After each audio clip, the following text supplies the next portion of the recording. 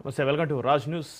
Phone tapping కేసులో SIT దూకుడు పెంచింది. అధికారులతోటి మొదలైన విచారణ రాజకీయ నేతల దాకా వచ్చింది. హైదరాబాద్ నందినగర్లో కేసీఆర్ను విచారించింది. గులాబీ దళపతి సహా ముగ్గురు కీలక నేతలను 2 వారాల వ్యవధిలోనే ప్రశ్నించింది.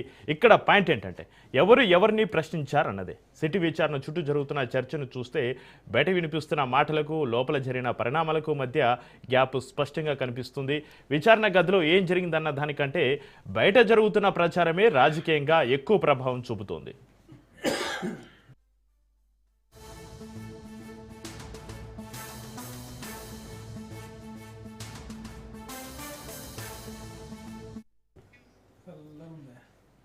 ఇక 2023 అసెంబ్లీ ఎన్నికల వేళ ఫోన్ ట్యాపింగ్ జరిగినట్లు ఆరోపణలు వచ్చాయి. దీంతో 2024 మార్చి 10 నుంచి సిట్ విచారణ కొనసాగుతుంది. అటు అధికారులు ఇటు నేతలకు నోటీసులు ఇచ్చి డైలీ సీరియల్ను తలపించేలా విచారిస్తుంది సిట్.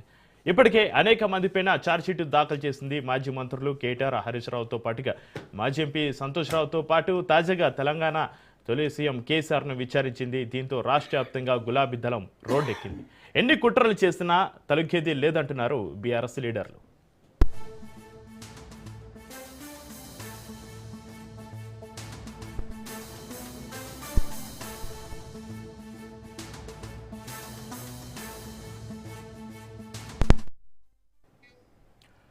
ఆధారాలన్నింటినీ ముందుంచి ప్రశ్నించామని సిట్ క్లారిటీ ఇచ్చే ప్రయత్నం చేస్తుంది. కాల్ డేటా, ఫైనాన్షియల్ లావాదేవీలు వంటి అంశాలపైన ప్రశ్నలు వేసినట్టుగా ప్రెస్ మీట్లో తెలిపింది. అయితే విచారణకు హాజరైన నేతల వర్షన్ మరోలా ఉంది.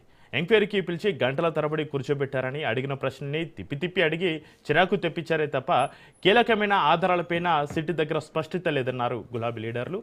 సిట్ కంటే తామే ప్రశ్నలు వేస్తున్నామన్న నెరేటివ్ను ప్రజల్లోకి తీసుకెళ్లే ప్రయత్నం తీసుకెళ్తుంది బీఆర్ఎస్. దీంతో ట్యాపింగ్ కేసులో ఎవరిని ప్రశ్నించారన్న ప్రశ్న ఆసక్తి రేపుతోంది.